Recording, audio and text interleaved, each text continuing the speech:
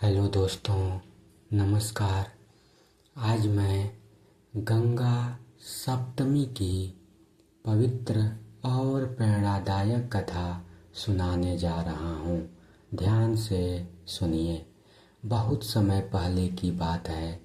पृथ्वी पर अयोध्या नगरी में राजा सागर नाम के एक प्रतापी राजा राज्य करते थे।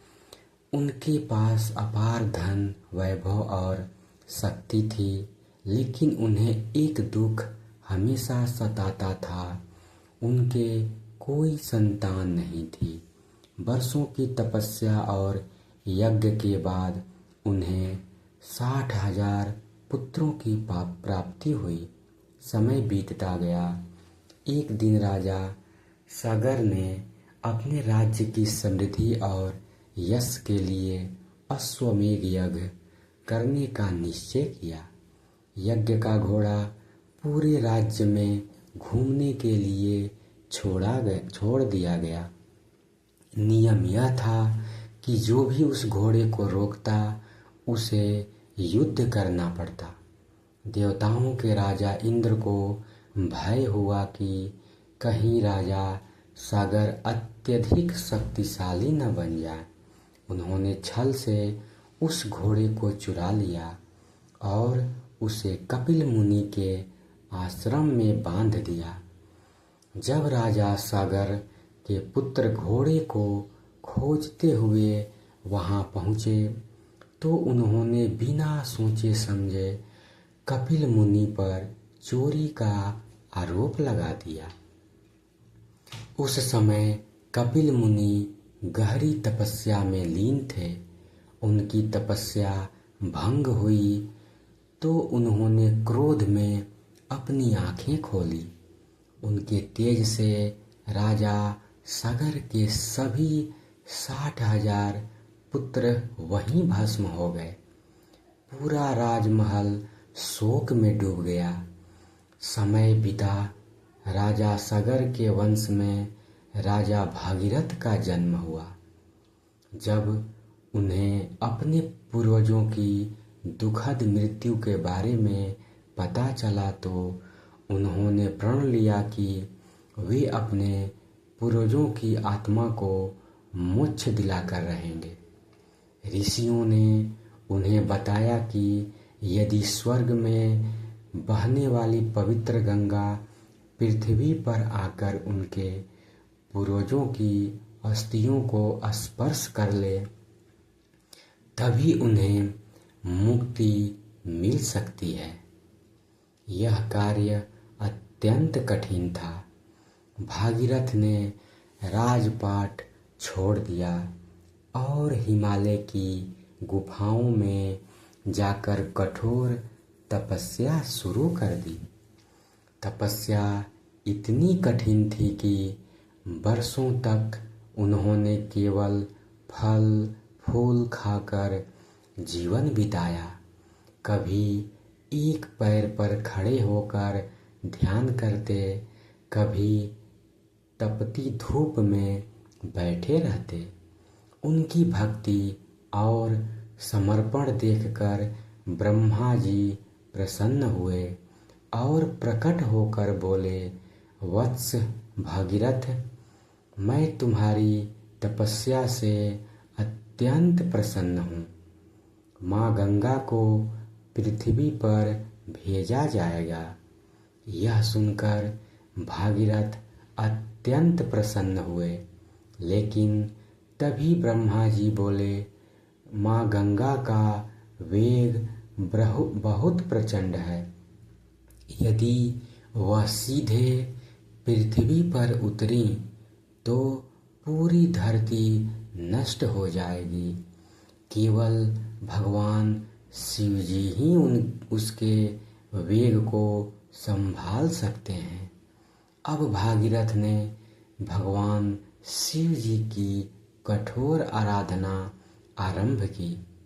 कई वर्षों की तपस्या के बाद भगवान शिव जी प्रकट हुए। उन्होंने कहा, भागीरथ, तुम्हारी भक्ति ने मुझे प्रसन्न कर दिया है। मैं गंगा को अपनी जटाओं में धारण करूँगा।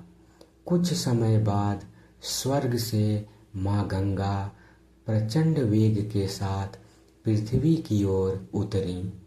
उन्हें अपने वेग और सौंदर्य पर बड़ा गर्व था। उन्होंने सोचा कि कोई भी उनकी धारा को रोक नहीं सकता।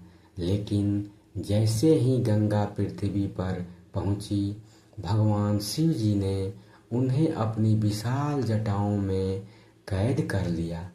गंगा का पूरा वेग शांत हो गया। अब उन्हें अपनी भूल का एहसास हुआ। माँ गंगा ने विनम्र होकर भगवान शिव जी से क्षमा मांगी। तब शिव जी ने अपनी जटाओं से एक पतली धारा पृथ्वी पर प्रवाहित की। भागीरथ आगे आगे चलने लगे और गंगा उनके पीछे पीछे बहने लगी। रास्ते में जंगल, पर्वत, नगर और आश्रम आए। जहाँ जहाँ गंगा गई वहाँ जीवन और हरियाली फैल गई। इसी दौरान गंगा का जल जहु ऋषि के आश्रम में प्रवेश कर गया और उनका यज्ञ बाधित हो गया। क्रोधित होकर जहु ऋषि ने अपनी तपस्या के बल से पूरी गंगा को पी लिया। चारों ओर हाहाकार मच गया। देवता और भागीरथ ऋषि जहु के पास पहुँचे और उनसे विनती करने लगे, हे ऋषिवर, माँ गंगा संसार के कल्याण के लिए पृथ्वी पर आई हैं। कृपया इन्हें मुक्त कर दीजिए। ऋषि जहु का क्रोध शांत हुआ। उन्होंने अपने कान से गंगा को पुनः प्रकट किया। तभी से गंगा को जाह्नवी भी कहा जाने लगा। अंततः गंगा भागीरथ के पूर्वजों की अस्थियों तक पहुँची। जैसे कि गंगा जल ने उन्हें स्पर्श किया, सभी आत्माओं को मोक्ष प्राप्त हो गया। देवताओं ने आकाश से पुष्प वर्षा की। पृथ्वी पर आनंद सा छा गया। तभी से माँ गंगा को मोक्ष दायिनी कहा जाता है। कहते हैं कि जिस दिन ऋषि जहु ने गंगा को पुनः प्रकट किया था, वही दिन गंगा सप्तमी के रूप में मनाया जाता है। सच्ची भक्ति और तपस्या कभी व्यर्थ नहीं जाती। विनम्रता सबसे बड़ा गुण है। दूसरों के कल्याण के लिए किया गया प्रयास हमेशा सफल होता है। माँ गंगा केवल नदी नहीं, बल्कि आस्था, पवित्रता और मोक्ष का प्रतीक हैं। जय माँ गंगे। धन्यवाद दोस्तों। अगर यह छोटी सी कहानी आपको अच्छी लगी हो तो चैनल को लाइक करें, सब्सक्राइब करें और वीडियो को शेयर करें। धन्यवाद।